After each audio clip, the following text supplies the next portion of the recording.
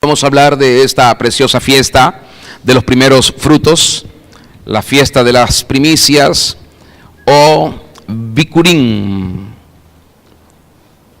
como se le conoce. Pronto estaremos envueltos, ya hoy estamos envueltos en dos fiestas, aunque les explicaba el viernes que esta fiesta de Hag Hamatzak o panes sin levaduras también se le llama Pascua. La Pascua no es, es decir, en el sentido más amplio de lo que significa la Pascua es todo lo que vivimos hasta el final de Shavuot, pero en el sentido más estricto es solo la noche de la cena. Eso es Pascua. De modo que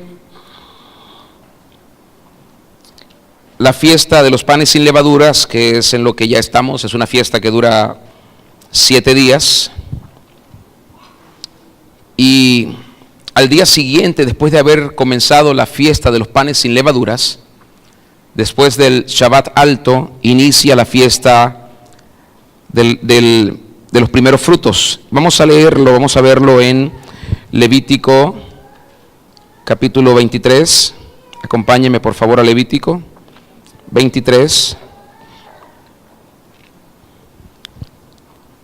Levítico 23 es el pasaje en el que encontramos todo el principio, el mandamiento, el estatuto acerca de las fiestas. Y allí se nos enseña todo, las razones, el motivo, el propósito, las fechas elegidas. Este es el plan de días santos del Señor. Este es su calendario. Estas son sus fechas y sus fiestas. Y Él desea que su pueblo pueda ser entendido en esto para vivirlo. Levítico 23, desde el verso 9, voy a leer hasta el 14 para quienes están anotando, puedan anotar la referencia. Dice: habló Yahweh a Moisés diciendo: habla a los hijos de Israel y diles: cuando hayáis entrado en la tierra que yo os doy y seguéis su mies, traeréis al sacerdote una gavilla por primicia de los primeros frutos de vuestra siega, y el sacerdote mecerá la gavilla delante de Yahweh para que seáis aceptos. Mire qué importante esto. Hay un propósito de estar unido o de estar en lo que se le consagra al Señor, y usted va a entender todo el significado profético que tiene esto. Espero que en la gracia del Señor podamos tener la manera de hacerles ver lo que esto significa. Diga conmigo: primer propósito, ser aceptos. Y dice: el día siguiente del día de reposo la mecerá, y el día que ofrezcáis la gavilla ofreceréis un cordero de 1 año sin defecto en holocausto a Yahweh. Su ofrenda será 2/10 de efa de flor de harina amasada con aceite, ofrenda encendida a Yahweh en olor gratísimo, y su libación será de vino, la 1/4 parte de un hin. No comeréis pan, ni grano tostado, ni espiga fresca hasta este mismo día. Claro, está diciendo esto no en función de lo que ya se tenía, sino en función de lo nuevo que se tiene. Es decir, usted puede comer del grano viejo si lo tiene, pero del grano nuevo no lo puede tocar, no lo puede manipular, no lo puede utilizar para alimentarse hasta que no llegue el día en el cual usted lo ofrezca. Esto es lo que se hacía. Dice aquí: hasta que hayáis ofrecido la ofrenda de vuestro Elohim, estatuto perpetuo es por vuestras edades en donde quiera que habitéis. Yo no sé por qué razón las personas, a pesar que dice estatuto perpetuo, tratan de siempre darle la vuelta a esto y decir, bueno, al final algunos dicen, pero es para los israelitas, es perpetuo pero para ellos. Y nosotros nos fuimos injertados en la raíz de Israel para ser un solo pueblo. Entonces, ¿por qué cuando nos interesa decimos que somos descendientes de Abraham, que Abraham es nuestro papá por la fe, y cuando no nos interesa decimos que no, que eso es solamente para ellos? Tenemos un problema doctrinal, conceptual bastante fuerte. El entendimiento de esta ceremonia es muy importante para nosotros. tanto del Pesach como de esta fiesta de panes sin levaduras, como la fiesta del Bikurim o las primicias. Es muy importante que lo entendamos, y así la fiesta del Shavuot. Estas son las 4 fiestas de la primavera que dan inicio a lo que es el año. ¿El año qué? No, el año qué, no el número del año, la condición, el estado del año. Este es el año qué, el calendario qué, espiritual o religioso, dicen algunos también. Pero cada ciudadano o cada participante de la nación debía tomar entonces una gavilla de la cosecha y llevarla delante del sacerdote. Esto es algo bastante significativo, porque cuando ya comienza a florecer la cebada, que es el tiempo en el cual el Señor decía deben traer la primicia, cuando ya comienza a darse los primeros frutos, ellos deben en esta fecha tomar esas algunas manojos, unirlos, atarlos y traerlos juntos al sacerdote. Y ya vamos a ver lo que significan las gavillas y todo el significado que esto tiene. Es parte de los primeros frutos que el Señor debe recibir. La gavilla es una señal profética, un símbolo profético de todas las personas que serían unidas al rey Yeshua y serían traídas al Padre. El sacerdote debía tomar esa gavilla y debía mecerla en el templo. No lo hacía en cualquier lugar, en el templo. Hoy, cuando vemos nosotros lo que el Señor ha hecho y ha constituido en su pueblo, y nos ha llamado a cada uno de nosotros reyes y sacerdotes, y habiéndonos constituido su propio templo, cada uno de nosotros tiene la autoridad espiritual, y el Señor espera que tengamos la autoridad moral como para poder hacer esto y decir: Señor, gracias, ministro esto a mi familia, ministro esto a mi casa, desde el punto de vista de todo lo que es ese propósito eterno, no desde la ceremonia antigua, sino desde la revelación que en Yeshua tiene esta aplicación para mí. Y después del día de inicio de los panes sin levaduras, entonces las personas ya estaban preparándose, estaban cortando todas las gavillas, todos los primeros frutos. Y no solo los primeros frutos, porque si algo estaba de primero pero estaba malo, lo desechaban. Eso no, los primeros frutos, y dentro de todo lo primero, lo mejor de los primeros frutos era lo que se escogía y se podía traer delante del sacerdote del Señor. Yahweh mandó a su pueblo para que presentara una gavilla de esta cosecha, de esta era o de este tiempo. Y la palabra gavilla en este lenguaje original es la palabra omer. Un omer se define como una medida de productos secos con un contenido de 1/10 parte de una efa. Y la definición en la que se señala un omer es la 10ª parte de una efa, que se encuentra en Éxodo 16:36. Y una efa contiene 10 omer de granos. Esto es lo que contiene. Recordemos que el Señor Elohim ordenó que su pueblo se presentara 3 veces al año, como lo leímos hace un momento en Deuteronomio, para celebrar sus fiestas. La primera vez que debía celebrarse en esta celebración y traer primicias es en este contexto de los panes sin levaduras, cuando comienza la fiesta del Bikurim. Ellos debían venir con lo primero, lo mejor, lo más escogido del fruto de la cebada y traerlo al sacerdote. Luego debían venir al final en Shavuot, en Pentecostés, en la fiesta de las semanas, y traer la primicia del fruto del trigo. Y la tercera vez, se los recuerdo, es en el otoño, al final de la última fiesta de esa época, que es la fiesta de los tabernáculos. Lo leímos en Deuteronomio 16 hace un momento. Estas 3 fiestas son agrícolas. ¿Por qué son agrícolas? en el contexto bíblico antiguo, ¿por qué son agrícolas estas fiestas? ¿Por qué? Porque era la era de la agricultura.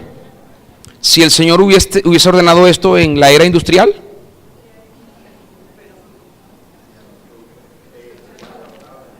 entonces la gente dice, bueno, pero ahorita yo no voy a agarrar un toro, una vaca, un chivo y lo voy a sacrificar. Y sin embargo el diablo lo hace. Si usted es un criador de ganados, bueno, debería ofrecerle al Señor lo que el Señor merece recibir. Pero como no todos somos agricultores, no todos somos industriales, cada quien, y ya lo vamos a leer, y ya lo leímos en Deuteronomio, de lo que el Señor le ha dado, debe traer voluntariamente ante su presencia. Entonces yo quiero que usted entienda por qué ellos traían trigo, o cebada, trigo y frutas, porque era el contexto de su vida productiva. Esta era la base de su economía. Afirmemos esto. Pascua o panes sin levaduras, como leímos el otro día, que para la mayoría de los israelitas es lo mismo decir Pascua o panes sin levadura, porque ellos justamente comienzan a comer los panes sin levadura desde la Pascua. Y esa fiesta se presta para que en ese contexto todos puedan traer sus primicias. Y luego en la fiesta de las semanas, en el Shavuot es la cosecha en donde se debe traer la segunda primicia, y finalmente en los tabernáculos con la cosecha de las frutas se deben traer las primicias. ¿Qué hacen las primicias en cada una de estas fechas? Literalmente nos están garantizando a nosotros que lo que el Señor ha decidido proveernos o darnos, nosotros lo podamos recibir. ¿Qué pasa cuando el Señor manda y ordena algo y nos está diciendo, ves estos primeros frutos? Esto apenas es una representación mínima de todo lo que yo quiero darte. Y las personas dicen, bueno, pero yo estos primeros frutos yo los necesito. En este momento yo tengo necesidad. Y cuando la gente no, o dice, yo se lo voy a dar a otra persona, yo se lo voy a llevar a otra persona. Cuando la gente no hace las cosas a la manera, muchos tienen este argumento. La gente dice, bueno, pero yo lo hice, yo consagré mis primicias en la fiesta de los panes sin levaduras, en el Bikurim, el día 16 de Nisan, yo tomé de lo que el Señor me había dado, lo consagré, y el día 17 lo deposité, lo transferí, lo traje a la reunión en la iglesia o qué sé yo. Y yo lo hice, y porque el Señor no me proveyó. Hay muchos elementos que están involucrados en la participación de las primicias. Le dije hace un momento que no podemos venir ante el Rey de cualquier manera. Tenemos que tener nuestros corazones. Y antes de estas fiestas, cada quien tiene que presentarse ante el Señor en una de las condiciones más solemnes para los entendidos que vienen ante el Señor, y experimentar un verdadero teshuvá, que es un arrepentimiento profundo, donde hay un dolor por todas las cosas equivocadas que se hicieron, por los errores, los pecados, las ofensas que se vivieron, las malas decisiones que se tomaron, y poder venir delante del Señor y pedir su misericordia. Así que cualquiera puede venir y decir, aquí está, Señor, lo que te pertenece, tómalo. Y si no estamos en las condiciones que Él ha exigido, eso no significa nada para Él, porque al final de cuentas Él lo que quiere que nosotros en cada tiempo, bien sea con diezmos, primicias u ofrendas, le estemos haciendo reverencia, demostrándole lo que el nivel de nuestra confianza, nuestro grado de entrega, cuánto realmente nosotros estamos confiando en Él, y cuando estamos haciéndolo a nuestra manera. ¿Cuándo lo hacemos a nuestra manera? Cuando las personas decimos, bueno, ahorita tengo este recurso, pero sabe que tengo una necesidad, tengo que comprar comida, algún repuesto para el carro, tengo que invertir en un negocio, y el negocio se me presenta justamente en la fecha de la primicia. Qué cosa, qué malicia del diablo. Bueno, pero el Señor me conoce, yo ahorita voy a tomar esto y lo voy a invertir, y de aquí voy a darle aquella primicia más esta primicia. Y ¿sabe qué? Se pierde todo. ¿Por qué? Porque la mayoría de las personas quieren hacerlo a su manera, pensando de que, bueno, yo lo voy a reponer después. ¿Y sabes qué pasa después? Ya no es lo primero. Ya no representa lo primero, porque si esto es lo primero y esto es lo segundo, y yo pienso que de lo segundo puedo sacar lo primero, ¿qué estoy haciendo? Estoy alterándolo todo. Totalmente lo estoy alterando, yo estoy confundiendo las cosas. Lo segundo no puede ser ya primero. Porque el Señor quiere lo primero, literalmente Él pide lo primero, no por quitarnos algo que es nuevo, que está en primer orden en nuestro sistema productivo, no, sino porque Él quiere que nosotros aprendamos a dejar que Él sea siempre el primero en nuestras vidas. Siempre el primero, siempre. Y qué curioso que esto es 3 veces al año.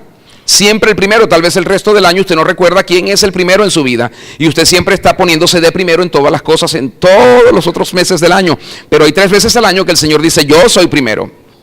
Yo soy primero y yo soy primero. Y aunque tú me quieras poner de segundo, yo siempre seré primero. Y lamento que alguno me quiera poner de segundo porque no recibirá lo que yo tengo solo para los primeros. Así que quienes reciben el resultado de la primicia, los primeros, porque el Señor hace una retribución de primer grado. Él dice, me pones de primero, yo te pongo de primero. Me pones de segundo, nunca estarás en ninguno de mis conteos, nunca. ¿Sabes por qué? Porque literalmente estamos rechazando su palabra, su mandato, no estamos creyendo en Él.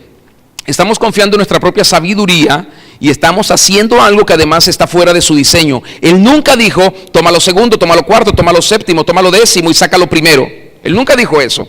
Pero la mayoría de nosotros pensamos que es la manera en cómo lo podemos hacer. Y así ocurre muchas veces con el diezmo. No separamos, no consagramos, que es lo que literalmente significa la separación, la santificación de algo. ¿Y qué hablamos de esto? Lo hemos hablado muchas veces. Cuando se separa algo del todo, ¿qué pasa con el resto? Cuando algo se separa y se consagra al Señor, ¿qué pasa con el resto? Dice, lo demás queda santificado. ¿Vio eso? Lo demás se santifica, y cuando lo demás se santifica, usted está colocando bajo un lugar seguro, un lugar de resguardo, todo lo que está allí, en lo cual el Señor va a hacer un uso maravilloso para hacer que su vida llegue a un nivel de felicidad que usted ni siquiera imagina. Eso es lo que el Señor está haciendo. Por eso Él termina diciendo en Deuteronomio, en el pasaje que leímos, y allí van a descubrir realmente lo felices que pueden llegar a ser. Pero tenemos una mente demasiado condicionada todavía. La cosecha representa a todos aquellos que ponen su fe y su confianza en el Señor. Cuando se toman los primeros frutos, esas gavillas, y se traen ante el sacerdote, la gavilla en la Biblia, siempre en todos los pasajes que se citen, está representando a las personas. Proféticamente, una gavilla representa a las personas que han aceptado al Mesías en sus corazones. Y esto pasó con la iglesia, con las personas que le pertenecemos al Señor. Él nos tomó, ¿y sabe qué se hacía? Se lo dije hace un momento.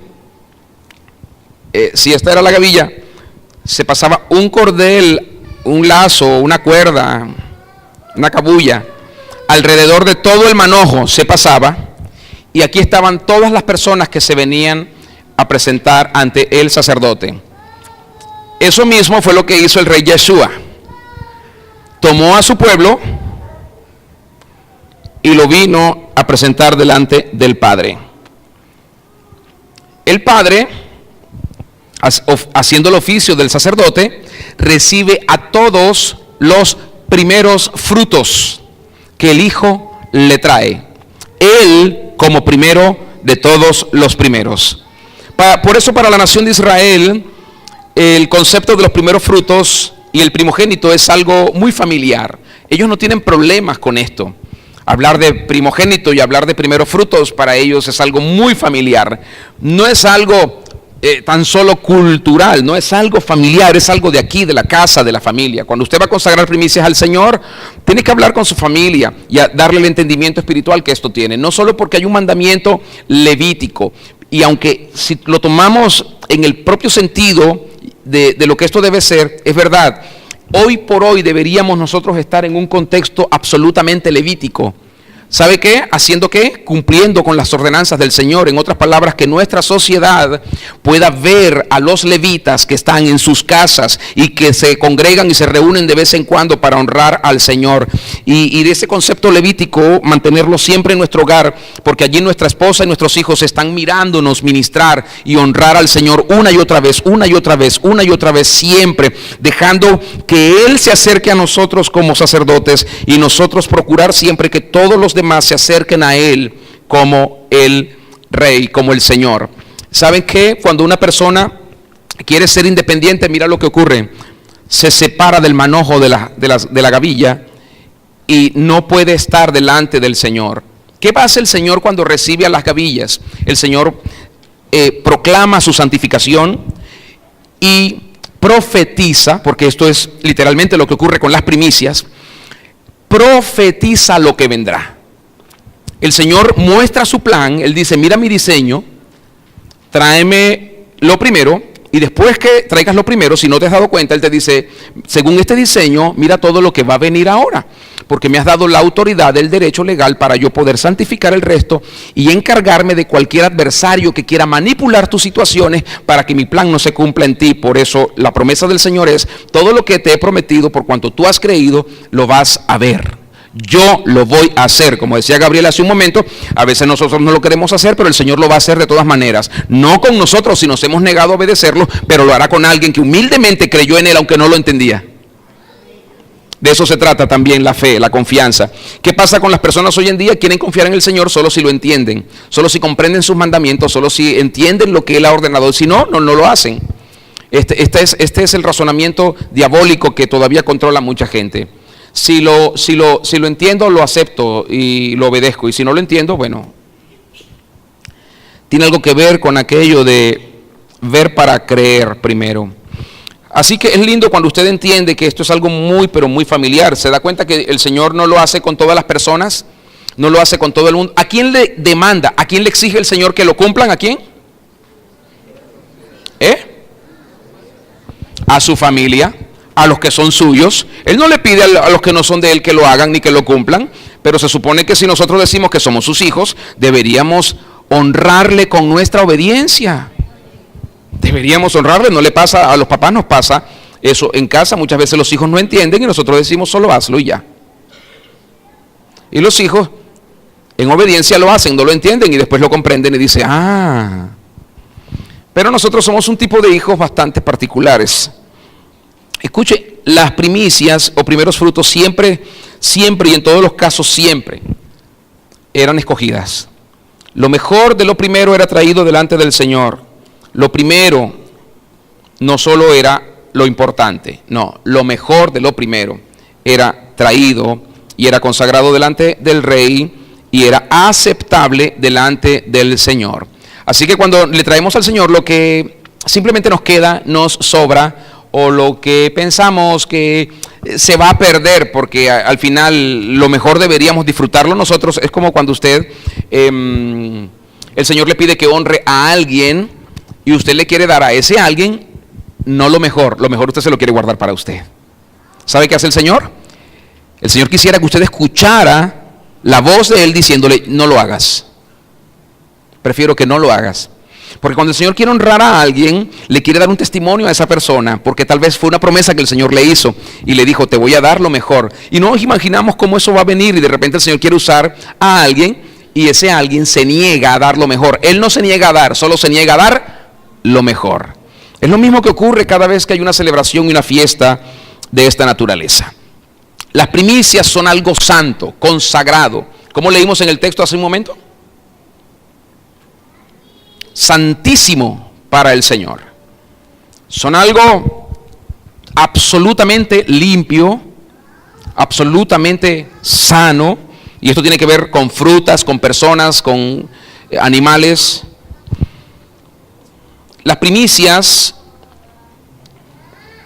por ser santas, por ser puras, deben ser perfectas y constituyen el tema o constituyen un tema principal en el plan del Señor, las primicias. ¿Por qué? Porque el Señor quiere que su iglesia siempre esté profetizando. ¿Qué profetizamos con las primicias? ¿Saben qué? ¿Qué profetizamos con las primicias? Bueno, si no lo ha anotado, anótelo, lo voy a volver a decir.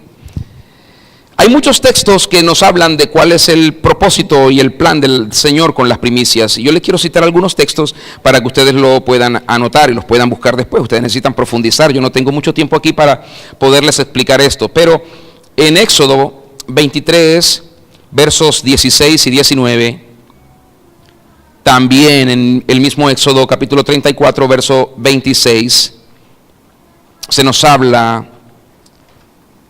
de la práctica, el mandato, la ley, la observancia, la consagración de las primicias.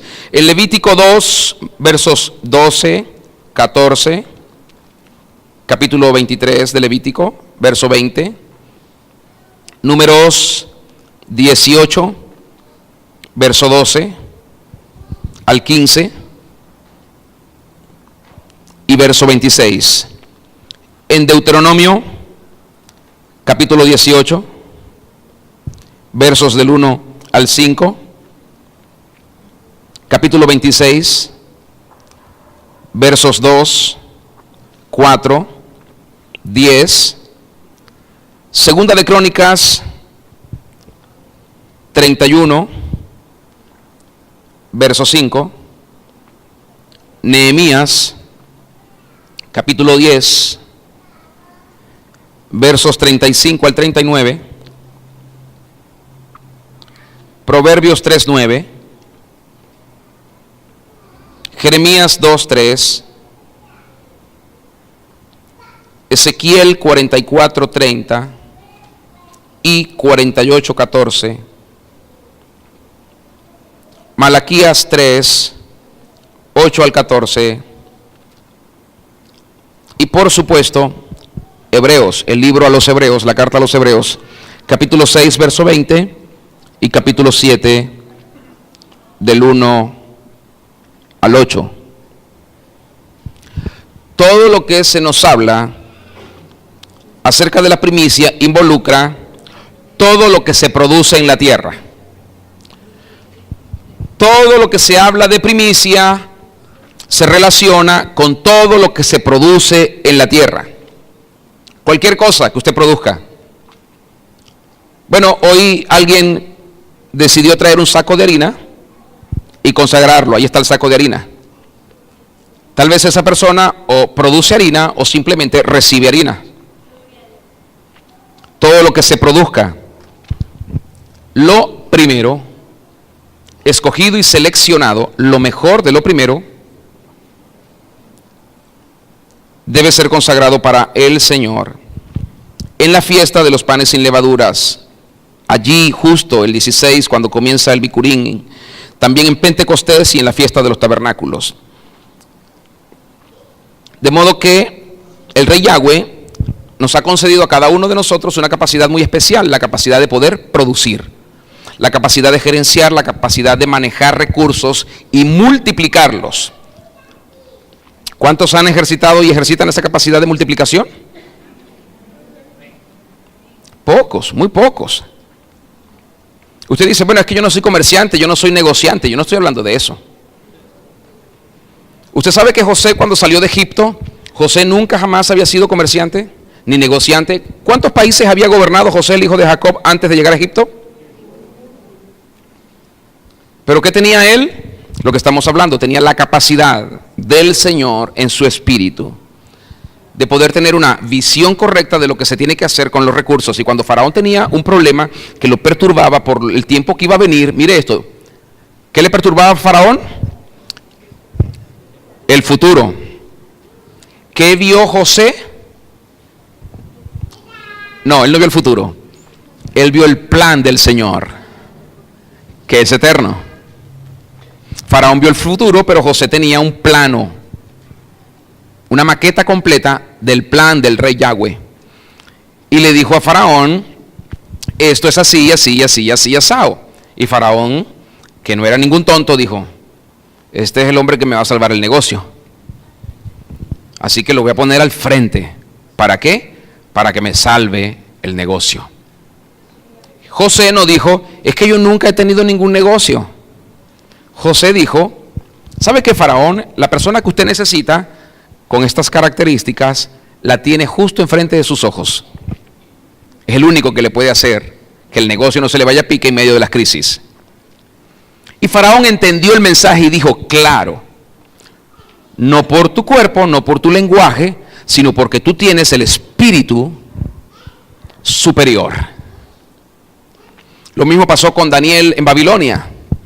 Personas con un espíritu superior a los sistemas, a los mecanismos humanistas, son las personas que siempre tienen en mente lo que el Rey Yahweh ha mandado. Ese es su estilo de vida, seguir el plan, seguir el plan, seguir el plan. Y son las personas que no están sujetas a todo lo que está ocurriendo en el mundo. Puede haber crisis, pueden haber problemas, pero la honra al Señor trae una retribución desmedida de poder estar en otra dimensión.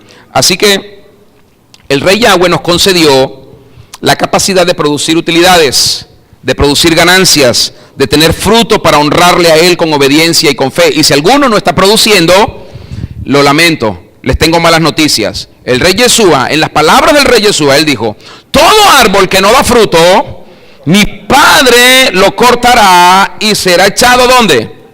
En el fuego. Todo árbol que no da fruto será cortado y echado al fuego. Las personas, en algún momento le voy a hablar de esto, tengo que hablarle de esto en algún momento. A veces el tiempo, cronos, es tan medido, y si pudiéramos saber que ustedes están viendo esto y que no se negarían a las convocatorias, lo haríamos, pero tenemos que mirar cuándo ustedes creen que tienen un poquito de tiempo para poderles decir, y si hacemos un intensivo para poderles hablar de esto. Y entonces algunos dicen: bueno, es que yo ese día pensé, voy a hacer esto, y tengo otros planes, y esa es la situación que tenemos normalmente cuando tratamos de ayudarles a seguir creciendo. Pero un día tengo que hablarles de cómo las personas para el Señor literalmente somos árboles.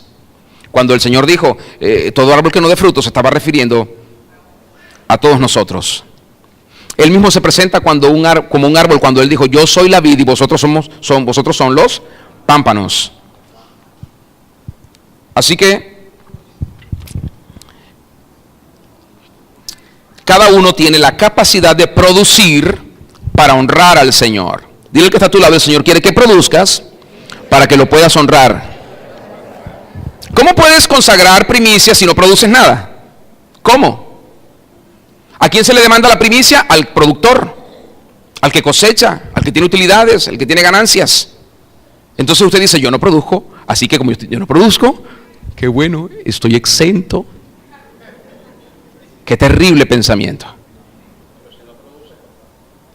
Todo árbol que no da fruto, no lo olvides, todo árbol que no da fruto será cortado. Entonces el Señor desea que cada uno de nosotros produzca para honrarlo a Él, porque Él es muy, pero muy productivo. El Señor es muy productivo. ¿Recuerdan la parábola de los talentos? Del final, el que tenía uno, que tuvo temor, que tuvo miedo. ¿Qué le dijo esa persona al Señor cuando vino a buscar el resultado? ¿Qué le dijo? Yo sé que tú, ¿qué? Ok, eso sí. Que tú tienes ganancias de donde no invertiste. Y tuve miedo. Bueno, y si sabías que yo soy tan productivo y tan ganador, ¿por qué no metiste este dinero en el banco? Por lo menos hubiese recibido mis intereses. El Señor se indignó tanto que le dijo: quítenle lo que tiene, désenlo a quién. No al que tiene necesidad. Porque el que tiene más, que le ha demostrado al Señor, que es un buen mayordomo, que sabe administrar, que tiene la visión clarísima del proyecto, del plan, del diseño, y sabe cómo multiplicar. ¿Y qué vamos a hacer con este que tuvo miedo? Lo echamos afuera donde son las tinieblas, el lloro y el crujir de dientes. Por eso dice también que los cobardes no heredarán el reino de Yeshua. Entonces, para estar acá y hacer lo que se tiene que hacer con lo que Él te concede, hay que ser bien valiente. Invierte. Cuando la gente dice: no inviertas, tú tienes que escuchar la dulce voz del Espíritu si está diciendo: hazlo. Y tú dices: pero no entiendo. Claro, no entiendes porque no has visto el diseño. Yo le estaba comentando a alguien que con el tema de las fiestas, yo no había crecido tanto como con esto. Y es que cada vez que avanzamos en las fiestas del Señor, es como que si estamos en el reino, es verdad, estamos en el reino, pero hay muchos lados oscuros que no alcanzamos a mirar con claridad y no están disipados como para ver qué hay allí justamente. Pero en la medida en que avanzamos con las fiestas, nos damos cuenta que esas partes oscuras se van iluminando y nos vamos dando cuenta que ahí hay muchas cosas que nosotros necesitamos para la vida. Las necesitamos para seguir, solo que están ahí, no las podemos ver. Entonces caminamos con una visión clara, tal vez 50 centímetros, 1 metro, 10 metros, pero el reino es infinito, no tiene límites. Y nos hemos conformado a tener un movimiento o una dinámica solo con aquello que vemos, pero la fe quiere llevarte más allá. Aleluya. Entonces las primicias nos hablan de un primogénito de los hombres, primogénito de los animales, primero de los frutos. De eso nos habla las primicias y deben ser consagradas delante del Señor. Entonces les digo nuevamente y les afirmo que el tema central de las primicias es la resurrección y la salvación. Ese es el tema central de las primicias. Poder sacar a la vida aquello que todavía está en un estado inerte. Ese es el tema de las primicias. Así que cuando tú estás participando de la fiesta de las primicias, ¿qué estás profetizando? Vida. Dígalo conmigo, vida. Otra vez fuerte, vida. Dilo, vida. Vida. ¿Vida sobre qué? Sobre todo lo que tú eres y todo lo que tú haces. Sobre todo, estás profetizando vida. Vida, vida, vida, lo que tienes en las manos. Si hay algo muerto, va a vivir, va a vivir, va a vivir, porque estás creyéndolo, lo estás viviendo. Ese es el tema central de la resurrección. Tú dices, mis proyectos estaban muertos, créele al Señor y tú vas a ver cómo van a resucitar. Créele al Señor. Así que todo lo que esté dentro del plan del Rey Yahweh, todo tiene que tener vida, todo tiene que tener vida, todo tiene que tener vida.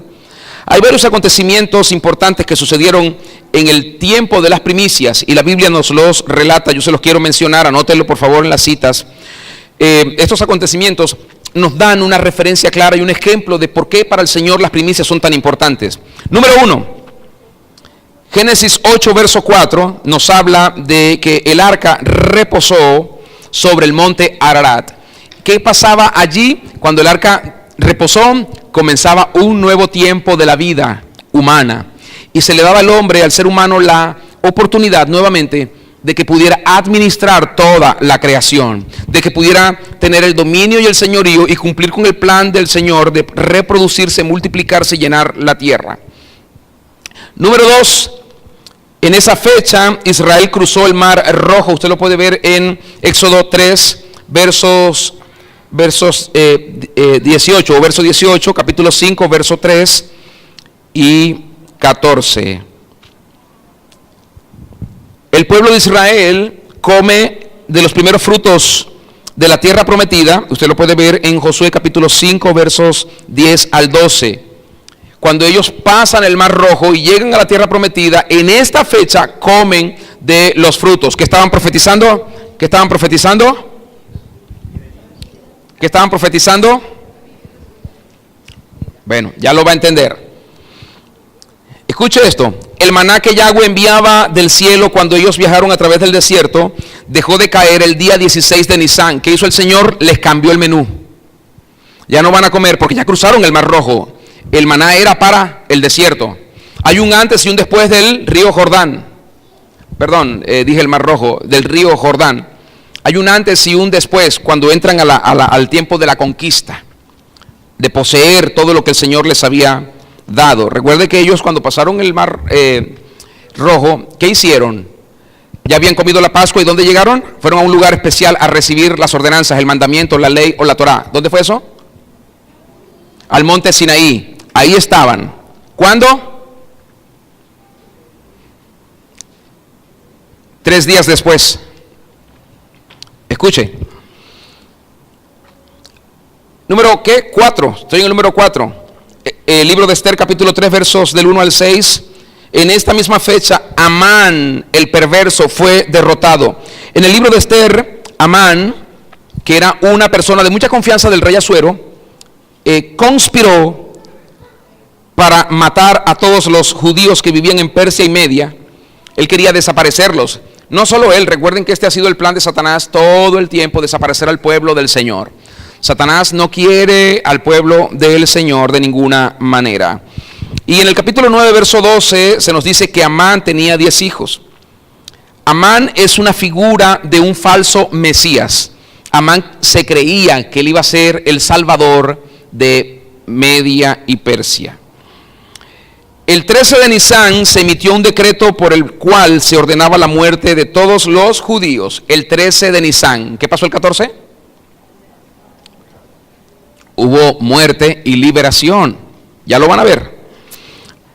Cuando las noticias se proclamaron por todo el pueblo de que había un edicto para que los judíos fuesen asesinados, Esther, ¿qué hizo? Proclamó un ayuno de 3 días el día 14 hasta el día 17. Proclamó un ayuno y pidió que todos le estuvieran apoyando, porque ella iba a hacer algo importante. ¿Qué iba a hacer? Iba a hacer lo que nosotros hacemos en Bicurín. ¿Qué iba a hacer Esther? Se iba a presentar delante del rey. ¿Vio eso? Esther se iba a presentar delante del rey. Si contamos el 14, 15, 16, ¿le dije 17? No, 16. Así que el día 16 de Nisán, Esther arriesgó su vida. ¿Para qué? Para presentarse delante del rey sin permiso, sin autorización y sin el protocolo. Esther violó el protocolo. Se presentó delante del rey y cuando entró, el rey Asuero la miró y le preguntó: ¿qué quieres? Esther le dijo: si le place al rey, venga hoy el rey y Amán, su siervo, al banquete que he preparado para el rey. Este día era 16 de Nisán, y en el banquete el rey sabía que había algo en el corazón de Esther. La miró de nuevo en el banquete y le preguntó qué quería. Otra vez le dice: ¿qué quieres?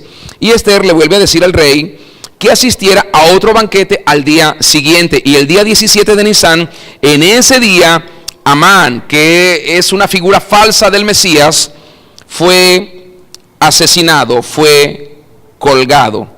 ¿Y qué ocurrió? Cuando el Mesías al tercer día resucitó, ¿qué pasó con Satanás, nuestro enemigo, nuestro adversario? ¿Qué pasó? Ese día, al igual que Amán, Satanás fue vencido. Así que este día es un gran día. ¿Por qué es el gran día? Porque es el día de la resurrección y de la victoria. Cuando tú estás haciendo esta fiesta al Señor con corazón sincero y humilde, ¿qué estás profetizando? Que toda muerte que el enemigo quiere traer, toda derrota, todo fracaso, todo asesinato sobre ti, sobre tu familia, sobre las cosas y el plan que el Señor tiene contigo será anulado, y al contrario, la vida será levantada y puesta como tu estandarte para que alabes al Señor, porque Él tiene planes de bien para ti y para tu familia. Aleluya. Pero ¿en qué pensamos nosotros cuando vamos a consagrar primicias? ¿En qué pensamos normalmente? En lo que tenemos que dar. Qué triste es eso. Porque mira a tu vecino y dile: cuando llegue el tiempo de las primicias, no tienes que pensar en lo que vas a dar. Debes enfocarte en lo que vas a recibir. Porque eso te da una nueva motivación. ¿Me explico? Usted entra a una empresa. ¿Qué lo motiva? ¿Lo que va a dar o lo que va a recibir? Pero nosotros, Dios mío, nuestra mente a veces es un problema para el Señor, porque el Señor nos está diciendo: mira lo que quiero que recibas, pero usted está pensando en lo que va a dar. Bendito sea el Señor. Por eso las cosas a veces no ocurren. La resurrección de Yeshua, el Mesías, nuestro Mesías, mi Rey, mi dueño, el dueño de todas mis cosas, ocurrió como, por supuesto, el evento más trascendental de toda la historia de la humanidad. Todo el plan de Amán, de Satanás, todo el plan del perverso fue anulado, y aquellos que estaban sentenciados a la condenación eterna fueron reivindicados a su estatus delante del Señor, y el Señor ahora quiere tener la mejor de todas las relaciones con nosotros. Aleluya. ¿Sabe lo que hizo después el rey Asuero? Le dio un derecho legal al pueblo del Señor para que el pueblo del Señor poseyera lo que tiene por derecho. Cuando tú consagras primicias al Señor, ¿qué haces? Recibes un derecho legal del rey para que pelees por lo tuyo y tengas la seguridad de que nadie te lo va a quitar. Aleluya. ¿Están bien? ¿Estamos bien hasta acá? ¿Seguro? Yeshua, el Señor, es proclamado, manifestado y reconocido como la primicia de la cosecha de la cebada. Yeshua es el primogénito de María. Yeshua es el primogénito de Abba. Yeshua es el primogénito de toda la creación. Yeshua es el primogénito de entre los muertos. Yeshua es el primogénito entre muchos hermanos. Yeshua es la primicia de los resucitados. Yeshua es el principio de la creación de Yahweh. Yeshua es el preeminente. Así que como primicia, Yeshua es lo más santísimo que tiene Abba, lo más consagrado, lo escogido de entre lo más precioso es Él. Yeshua es el primogénito, es el primero, el escogido, el preeminente. Yeshua es lo mejor del Padre. Por eso cuando el Padre quiso darnos algo, no nos dio cualquier cosa, nos dio lo mejor que Él tenía, nos dio a su Hijo. Aleluya, maravilloso. Tomemos ejemplo, Él no nos da lo peor, siempre nos ha dado lo mejor. Y el primogénito de Elohim es llamado Yeshua como la primicia para Abba. Yeshua es la gavilla de los primeros frutos. ¿Por qué lo vemos como la gavilla? Porque en Él están las demás ramas o los demás sarmientos. Él los tiene incorporado. Somos el cuerpo del Mesías.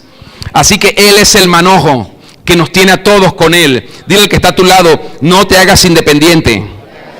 Tu independencia te hace estar fuera de la gavilla.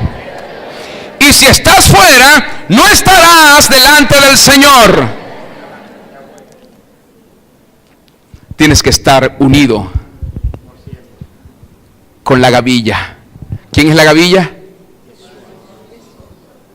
Él es la gavilla. En Él estamos todos. Aleluya.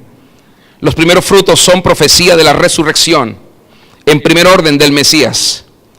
La fiesta de la gavilla de los primeros frutos es profecía de la vida eterna, de la vida verdadera. Yeshua profetizó que resucitaría 3 días después y 3 noches después de haber sido crucificado, y efectivamente resucitó.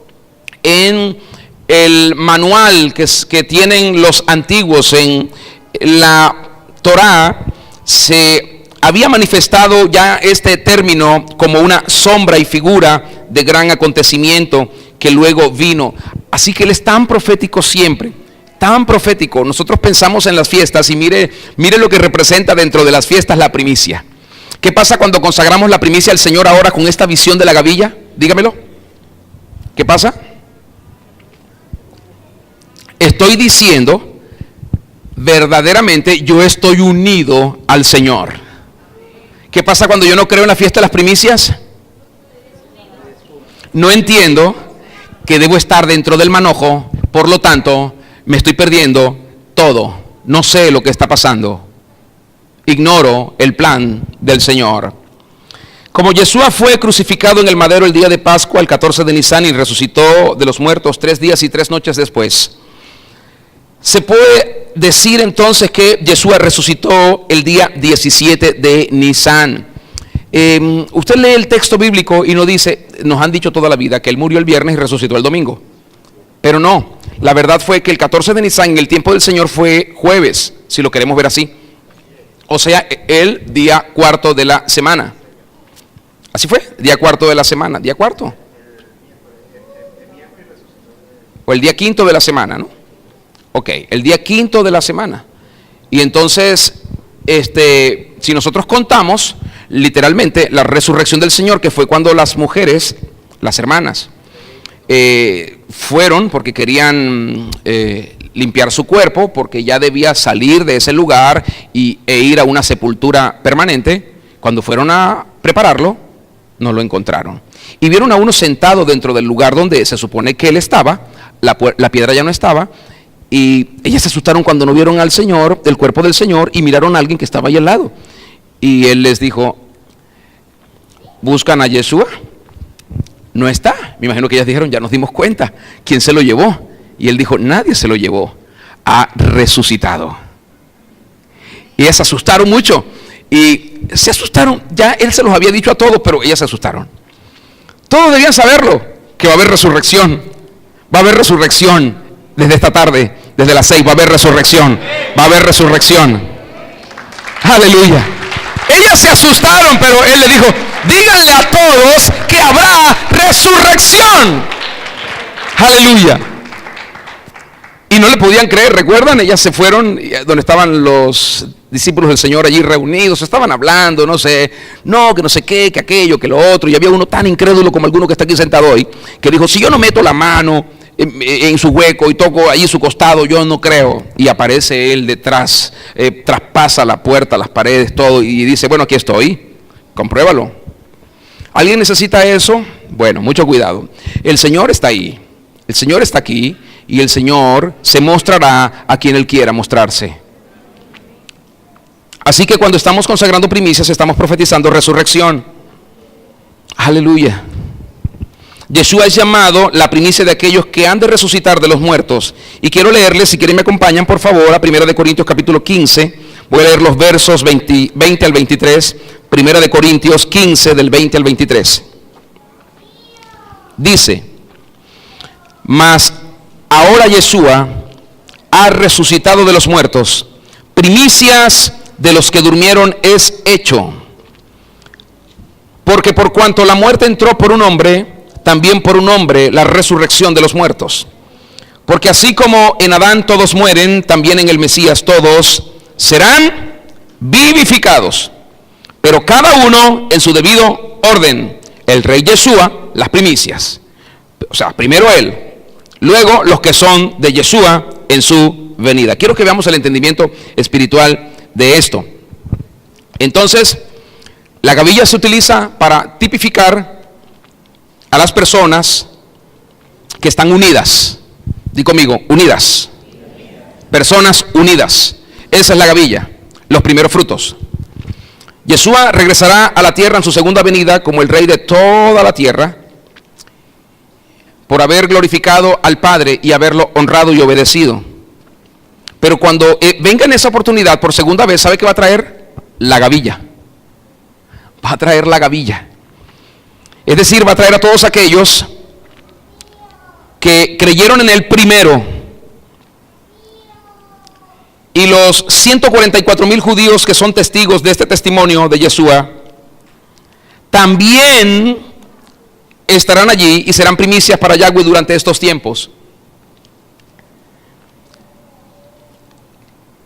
Esto nos da una poderosa visión espiritual de las cosas. Mire esto.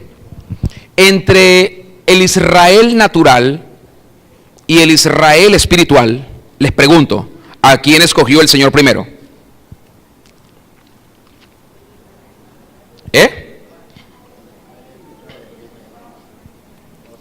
¿A quién? Entre el Israel natural y el Israel espiritual, ¿a quién escogió el Señor primero? Esto es tan subjetivo porque entendemos un principio que primero fue lo espiritual antes que lo natural, pero aquí no se aplica, porque Él primero escogió el natural. Y hay un testimonio desde Génesis hasta Malaquías de esto. Cuando Él hablaba de su pueblo, se refería solamente a ellos, no a nosotros. ¿Por qué a nosotros no? Porque no habíamos sido alcanzados. Pero el Señor Yeshua dijo, Juan 1, que Él vino a lo suyo y los suyos no le recibieron. Mas a todos los que le recibieron, les dio el poder legítimo de ser llamados hijos del Rey Yahweh, de Abba. Aquellos que no son engendrados de carne, ni de sangre, ni de voluntad de varón, sino de Yahweh, del Espíritu. ¿Y qué hizo el Señor? Llevó su amor al resto de las naciones. Esas naciones que en el lenguaje bíblico se conocen como gentiles. Y allí fuimos alcanzados nosotros, que no vino a nosotros. Pero nosotros lo aceptamos, lo amamos, lo reconocimos y le dimos las gracias. Aquí se cumple de nuevo el principio que el Señor enseñaba en la cena de Pascua, de que los primeros serán últimos y los últimos serán primeros. No es que no estábamos en el plan, estábamos en el plan para ser los últimos, pero nos convertimos en los primeros que lo recibimos. Fuimos primicias ¿Y cómo están los hermanos de Israel esperando todavía a su Mesías? No se perderán. Por eso el apóstol Pablo, cuando escribe en Romanos 11, dice que tengamos cuidado de no jactarnos de este honor y de este privilegio que tenemos, porque la verdad es que el privilegio lo tienen ellos, no nosotros, y a nosotros se nos concedió la gracia para que pudiéramos estar con ellos y ser uno. Así que los primeros ahora son últimos, porque veremos a toda la nación de Israel vuelta al Señor en los últimos tiempos. Ahora no lo están, pero todos los que el Señor ha llamado lo estarán. Y juntará Él las gavillas, juntará los primeros frutos y nos presentará delante del Padre. Y estaremos allí, pero luego tomará su cosecha. ¿Cuándo? En Shavuot. Y la gran cosecha no es como la cebada en panes sin levaduras, en Bikurim. No es como el trigo en Shavuot. La gran cosecha, única, espectacular, apoteósica, magnífica, colosal, será en Sukkot, en el otoño. Ahí será la gran cosecha. El rey estará con su pueblo, compartirá con él y se alegrará con su pueblo por haber fructificado. Aleluya. Así que el evangelio fue predicado primero a los judíos y después a los gentiles. Los judíos no lo recibieron y los gentiles dejamos de ser gentiles para convertirnos en judíos con aquellos que fueron llamados primero. Nosotros somos llamados a buscar primeramente el reino de Elohim. Yeshua ya había resucitado el primer día de la semana. Eso es lo que se dice. ¿Por qué? Porque el jueves fue apresado, comió la Pascua. No, así no fue. ¿Cómo fue? El miércoles. Murió el jueves. El jueves muere. Para que entendamos un poquito el calendario, con el calendario gregoriano.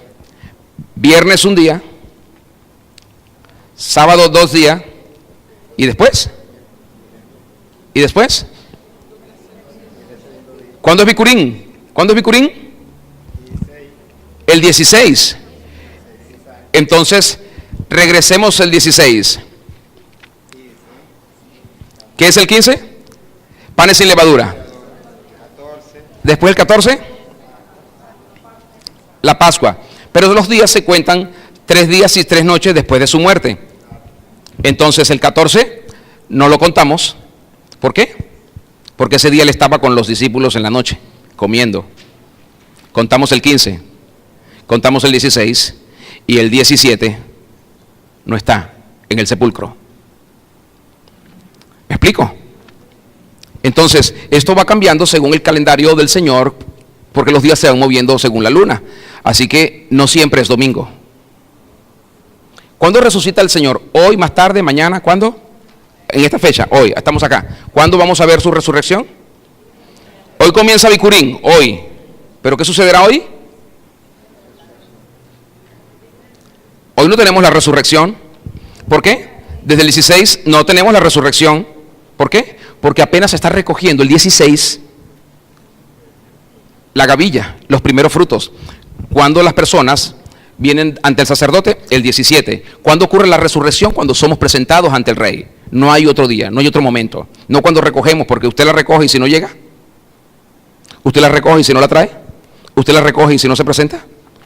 Así que en el momento que el sacerdote la recibe, es cuando ocurre el hecho poderoso de la manifestación de la vida. Yeshua fue el primero en resucitar de los muertos. Los primeros creyentes fueron un tipo de primeros frutos o primicias.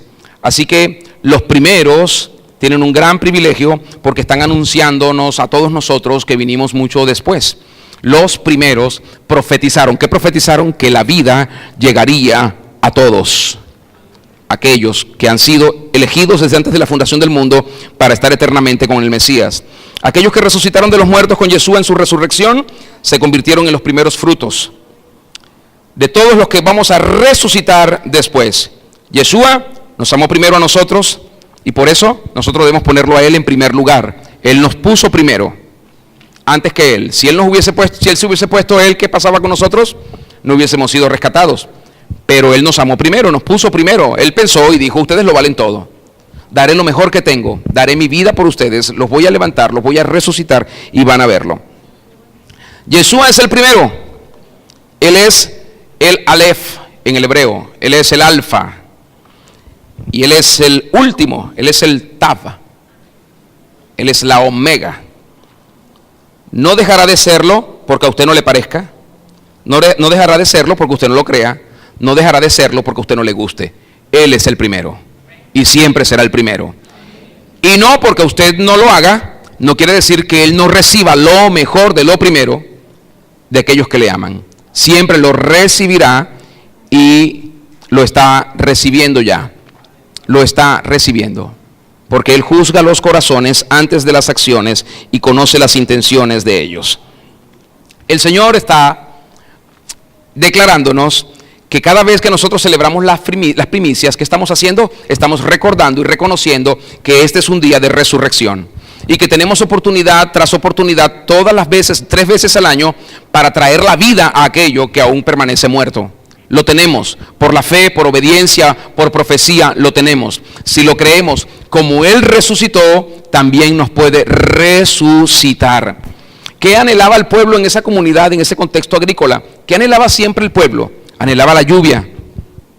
Anhelaba la lluvia. No es como usted y yo hoy, que a lo mejor llueve y cuando está lloviendo nos da miedo, porque pensamos en las cosas que no están bien en la casa, que se van a caer, que se va a meter el agua, que se va a ir la luz, o las cosas que no están bien en el país. Cuando llovía, el pueblo se alegraba y salían todos a festejar y a celebrar la lluvia, y nadie tenía miedo de que lloviera, todos estaban felices de que lloviera, porque venía el tiempo de la lluvia. Cuando usted consagra sus primicias y profetiza la vida, literalmente que está profetizando que el Señor va a enviar su lluvia, porque la lluvia es una señal de vida, que va a revitalizar todo aquello que está inerte, duro, endurecido, seco, y va a cobrar vida.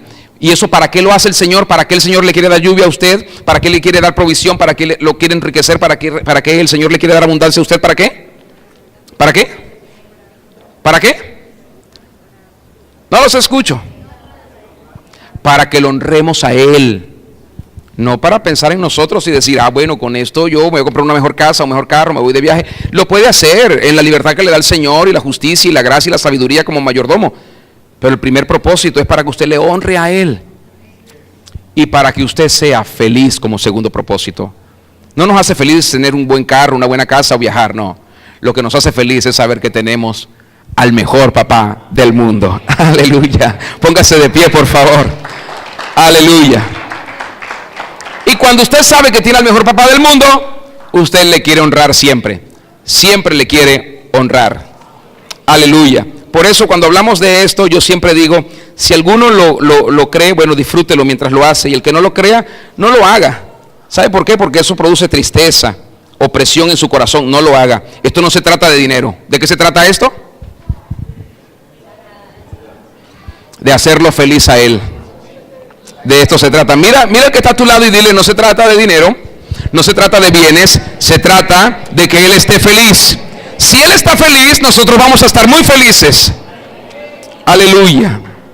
Aleluya. Gloria al Mesías. Señor, te damos honor, te damos gloria, te damos adoración, te damos alabanza. Tú eres el único digno de recibirla. Recíbela. Tenemos tanto que aprender todavía. Esto no es suficiente. Necesitamos experimentarte mucho más, Señor, y conocerte y tener la cercanía, la proximidad de tu Espíritu, tener el gozo, Señor, la dicha de poder disfrutar de esta salvación y poderla profetizar también a otras personas. Sabremos y sabemos que tú seguirás llevando vida, Señor, mientras que nosotros caminemos en tu voluntad. Seguirás llevando vida a muchas personas, a muchas naciones. Seguirás revitalizando la tierra responderá a nuestra obediencia y se gozará por su liberación también. Te damos honor por